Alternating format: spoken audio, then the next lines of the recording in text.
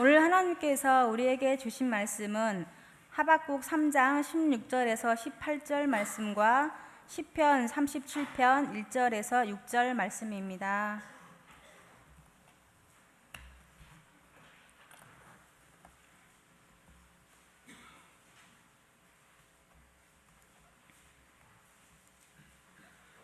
이제 봉독합니다. 하나님의 말씀을 경청하십시오. 내가 들었으므로 내 창자가 흔들렸고 그 목소리로 말미암아 내 입술이 떨렸도다. 무리가 우리를 치러 올라오는 환난 날을 내가 기다림으로 썩이는 것이 내 뼈에 들어왔으며 내 몸은 내 처소에서 떨리는도다. 비록 무화과 나무가 무성하지 못하며 포도나무에 열매가 없으며 감람나무에 소출이 없으며 밭에 먹을 것이 없으며 우리의 양이 없으며 외양간에 소가 없을지라도 나는 여호와로 말미암아 즐거워하며 나의 구원의 하나님으로 말미암아 기뻐하리로다. 주 여호와는 나의 아멘. 시편 37편 1절에서 6절 말씀입니다. 악을 행하는 자들 때문에 불평하지 말며 불의를 행하는 자들을 시기하지 말지어다. 그들은 풀과 같이 속히 배임을 당할 것이며 푸른 채소같이 쇠잔할 것이미로다. 여호와를 의뢰하고 선을 행하라. 땅에 머무는 동안 그의 성실을 먹을거리로 삼을지어다.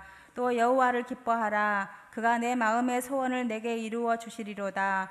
내 길을 여호와께 맡기라. 그를 의지하면 그가 이루시고 내 의를 빛같이 나타내시며 내 공의를 정오의 빛같이 하시리로다. 아멘. 하나님께서 이 말씀을 통해 우리에게 은혜 주시길 원합니다.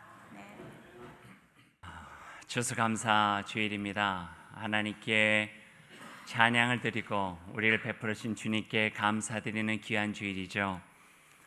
이 귀한 주일에 주님의 제 나온 여러분을 주님의 이름으로 환영합니다. 우리 인사 한번 같이 나누시죠. 샬롬. 하나님의 평강과 은총이 우리 가운데 임하길 원합니다. 우리 세상이 쉽지 않네요. 답답한 마음들이 참 많이 있어요.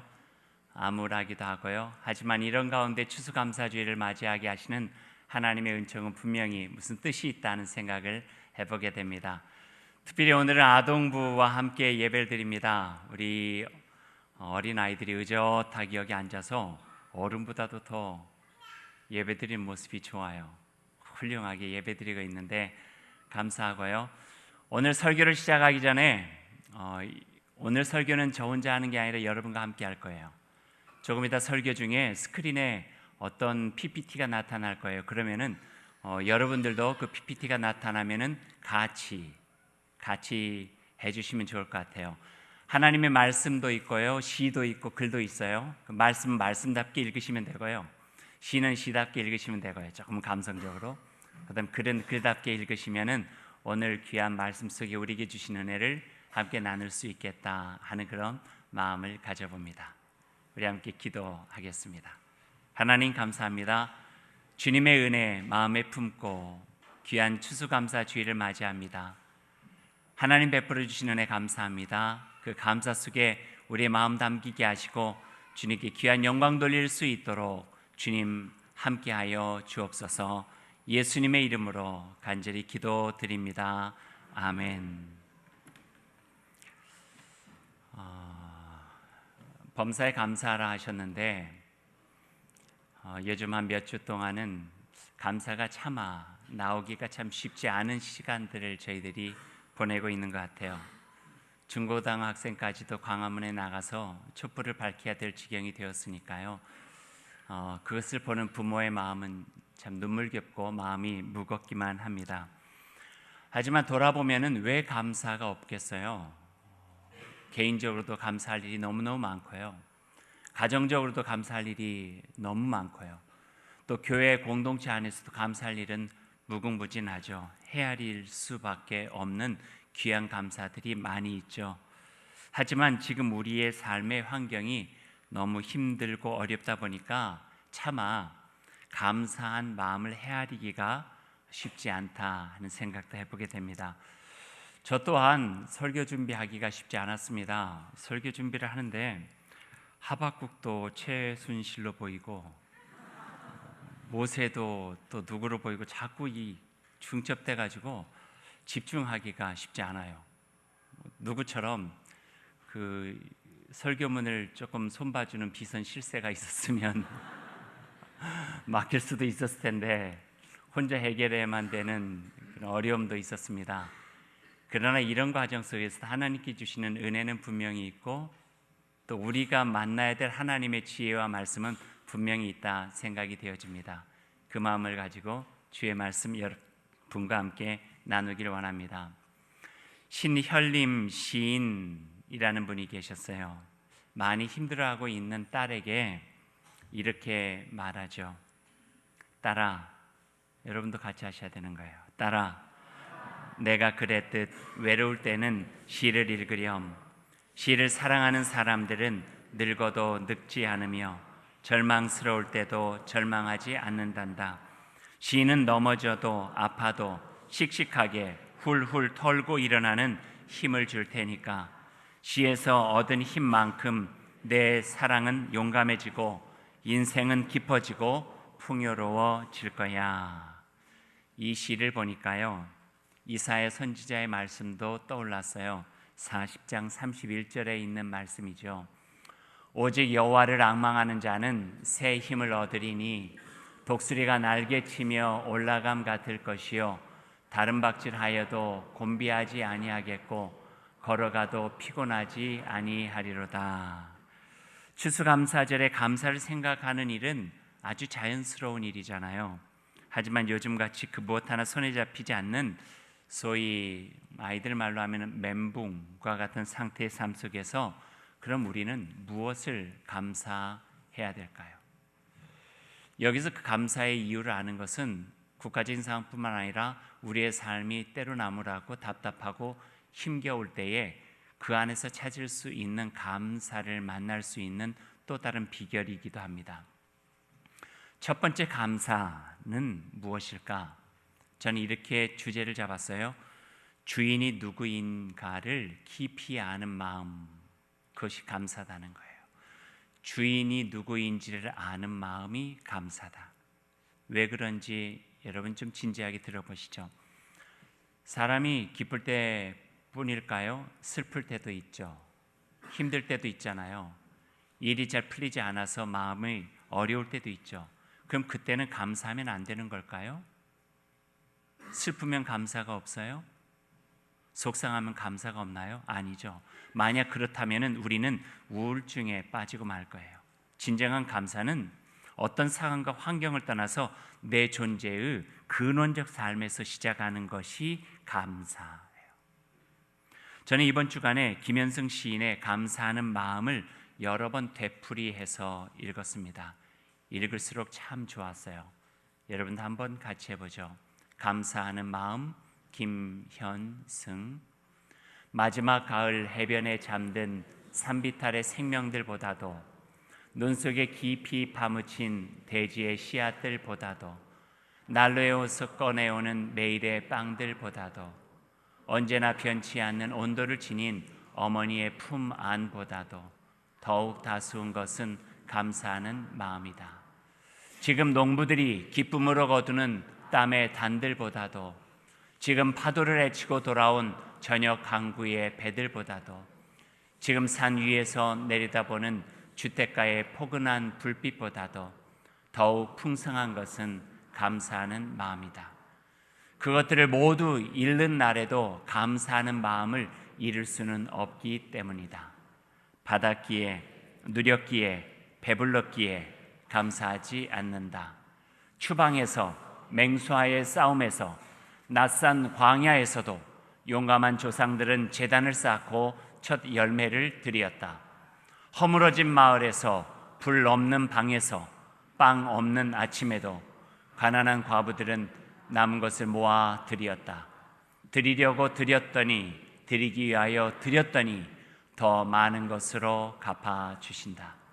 마음만 받으시고 그 마음과 마음을 담은 그릇들은 더 많은 금은의 그릇들을 보태어 우리에게 돌려보내신다.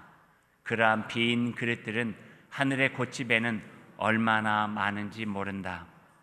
감사하는 마음, 그것을 곧 아는 마음이다. 내가 누구인가를, 그리고 주인이 누구인가를 깊이 아는 마음이다. 시인은요, 불없는 냉골의 차디찬 방과 같은 외로움 속에서도, 파도치는 바다의 두려운 밤을 홀로 견뎌야 하는 무서움 속에서도, 맹수의 날카로운 이빨이 죽일 듯이 달려드는 위협 속에서도 감사할 수 있는 것은, 내게는 나를 함께 해주시고 나를 지켜주시고 나를 보살펴 주시는 주인이 있으시다.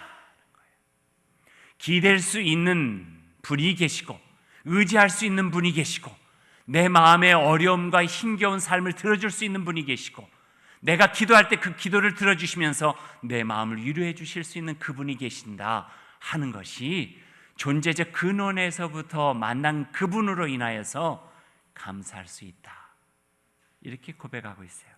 그분의 은혜의 불빛 안에 내가 쉴 수 있는 자리가 있기 때문에 나는 감사할 수 있다. 내 형편과 상황, 환경 어떠할지라도. 마치 그 노래를 듣는 것은 그 아무것 없어도 감사할 수 있다는 구약 선지 하박국의 노래를 듣는 것과 같습니다. 하박국의 노래도 같이 해볼까요? 그 무화과 나무가 무성하지 못하고 포도나무에 열매가 없어도 감람나무에 소출이 없어도 밭에 먹을 것이 없어도 우리의 양이 없고 외양간에 소가 없을지라도 나는 여호와로 말미암아 즐거워하며 나의 구원의 하나님으로 말미암아 기뻐하고 찬양하리라. 요즘 세상이 핫수상하니까요, 설교 준비를 하다가도 자꾸 제 눈이 뉴스로 가는 거예요. 막장 드라마보다도 더 막장과 같은 우리나라의 모습에 화가 나기도 하고, 생각하지 않으려 해도 자꾸 눈이 가고 마음이 갈 수밖에 없었던 것 같아요. 그러다 보니까 허탈해지고 무엇을 어찌해야 되나 살 맛도 없어지고 삶의 지혜까지 잃어버릴 지경이 되었죠. 자꾸 종편 방송을 보다 보니까요, 그 뉴스 패널들의 말 한마디에 제 마음이 들썩들썩 거리는 것을 보게 돼요. 집중이 안 돼요. 그러다 보니까 정신은 멍해지고 제 자신이 자꾸 허망해지고 지쳐가는 것만 같은 느낌들을 가졌어요. 그래서 이래서는 안 되겠다 하는 생각을 가졌죠. 그리고 하나님의 말씀인 성경을 읽었어요. 종편 방송 10분 보면 성경 10분 읽고 30분 보면 30분 성경 읽고 1시간 보면 1시간 하나님 말씀 보고, 그러다 보니까 알게 된 것 하나가 있어요. 종편보다는 시편이 좋다. 제 자신을 잃지 않을 수 있는 곳이 하나님의 말씀이었어요. 삶의 지혜를 다시 되찾아서 내가 이런 허망한 시대 속에서 어떻게 살아가야 될까 분명한 삶의 길을 찾아갈 수 있는 것도 하나님의 말씀이었어요. 그래서 시편을 계속 읽다가 제 마음속에 큰 위로가 되는 말씀을 발견했죠. 그래서 읽고 또 읽고 보고 또 봤어요. 그것이 바로 오늘 우리가 함께 읽은 시편 37편에 있는 말씀이에요. 같이 읽을까요? 악을 행하는 자들 때문에 불평하지 말며 불의를 행하는 자들을 시기하지 말지어다. 그들은 풀과 같이 속히 배임을 당할 것이며 푸른 채소같이 쇠잔할 것이미로다. 여호와를 의뢰하고 선을 행하라. 땅에 머무는 동안 그의 성실을 먹을거리로 삼을지어다. 또 여호와를 기뻐하라. 여호와께 감사하라. 그가 내 마음의 소원을 내게 이루어 주시리로다. 힘들고 어려운 그 자리에서 절망과 분노와 참담함에 빠져 있지 말고 하늘을 바라보고 희망을 찾고 다시 한번 일어날 수 있는 용기를 내라. 주님께서 우리에게 말씀해 주고 계시는 거예요. 불의 앞에서 무기력한 내 자신을 자책하지 말고 잘못된 세상을 향해 불평과 시기와 분노만 하지 말고 이 세상에 희망을 찾고 그 말씀 안에서 찾은 희망을 가지고 세상에서 희망이 되라. 이 말씀을 우리에게 해주시는 거예요. 왜? 어떻게? 그 대답이 5절과 6절에 있어요. 내 길을 여호와께 맡기라. 그를 의지하면 그가 이루시고 내 의를 빛같이 나타내시며 내 공의를 정오의 빛같이 하시리로다. 아멘. 세상의 불의보다 더 큰 의로 살면 돼요. 세상의 악보다 더 큰 선함으로 살아가면 돼요. 너희가 보는 악과 불의보다 더 큰 성과 의로움으로 세상을 주관하시고 이끌어 가시는 하나님이 여전히 살아계시기 때문에 그분의 건재함에 힘을 얻어서 이 땅에서 기죽지 말고 다시 일어나서 주님의 말씀으로 일어나 자책하거나 분노하거나 시기나 불평하지 말고 주님 주시는 그 희망으로 새 길을 찾아 희망이 되며 그 길을 걸어가라고 주님께서는 우리에게 말씀해 주고 계세요. 그러기에 감사할 수 있어요. 그러기에 감사할 수 있는 거예요. 그런 은혜가 있기 때문에, 우리에게 들려주시는 그 힘 있는 말씀이 있기 때문에, 절망 속에서 희망의 불빛을 발견할 수 있기 때문에 우리는 감사할 수 있는 거예요. 이것이 은혜예요. 이것이 은혜가 아니면은 그 어떤 것이 은혜겠어요? 이것이 감사예요? 이것이 감사가 아니면은 그 어떤 것이 감사겠어요? 하나님이 계시는 것이 은혜요? 하나님이 계시는 것이 감사요? 우리가 고아가 아니라 나라 잃은 백성이 아니라 살아계신 하나님의 자녀요, 하나님이 거룩한 나라의 백성인 것이 은혜요, 감사요. 그래서 발견해야 돼요. 내 존재의 가장 근원의 밑바닥 속에 하나님께서 계실 때에는 적어도 어떤 상황이 있다 할지라도 좌절하지 않고 힘껏 일어나 희망을 위해서 일궈가는 하나님의 백성으로 살아갈 수 있다고 하는 것, 이게 바로 우리에게는 은혜요, 감사요, 찬양할 이유고 기쁨이다고 하는 말씀이에요. 아브라함이라고 하는 사람이 있었어요. 성경에서 믿음의 조상이라고, 우리가 아브라함의 자손이라고 할 정도로 존경하는 인물이죠. 하지만 그분에게도 참 침통할 만큼 어려운 삶이 있었어요. 100세 돼도 자녀가 없었잖아요. 힘겨운 삶, 거친 팔레스타인 낯선 땅에서 하나님의 나라, 그 민족을 이루기에 쉽지 않은 시간들이 얼마나 많이 있었는지 몰라요. 그러다 보니까 너무 공고해지다 보니까요, 아브라함이 장막 안에 틀어박혀서 나오질 못해요. 우리가 힘들면요 밖에 나가기 싫어요. 그 안에, 자기 안에 꽁꽁 갇혀 버린 거예요. 그럴 때 하나님께서 아브라함을 만나주세요. 아브라함을 만나셔서 하시는 첫 번째 행위가 뭐냐면요, 장막 안에서 밖으로 끌어내서 너 이리 좀 나와봐. 밤 하늘에 아브라함을 끌어내리세요. 밖에, 장막 밖으로 이끌어내신 하나님께서 아브라함에게 뭐라고 말씀하시는지 성경은 이야기하고 있어요. 한번 읽어볼까요? 하늘을 우러러 어두운 밤 하늘에 별들을 세어 보라 하는 거예요. 어두운 밤 하늘만 있는 것이 아니다. 거기에 밝게 빛나는 별들이 있다는 거예요. 불안과 두려움에 눌려있던 아브라함에게 필요한 것은 장막 안에 가둬서 허탄해하는 심령이 아니었어요. 자기의 절망을 곰씹는 것이 아니라 더 큰 창조주 여호와 하나님의 세계로 나아가는 거였어요. 그리고 더 큰 세계 안에서, 깊은 세계 안에서 하나님의 창조의 손길들을 경험하면서 자기의 삶 속에서 경험되어지는 하나님을 만나는 것, 이게 은혜였어요. 하나님은 그래서 저 광활한 하늘의 별 세계를 바라보게 하신 거죠. 예수님도 그러셨어요. 현실의 고통에 온통 마음을 빼앗긴 채 불평과 원망 속에 살아가는 이들에게 뭐라고 말씀하시나요? 공중의 새를 보아라. 들의 백합화가 어떻게 자라는가 살펴보아라.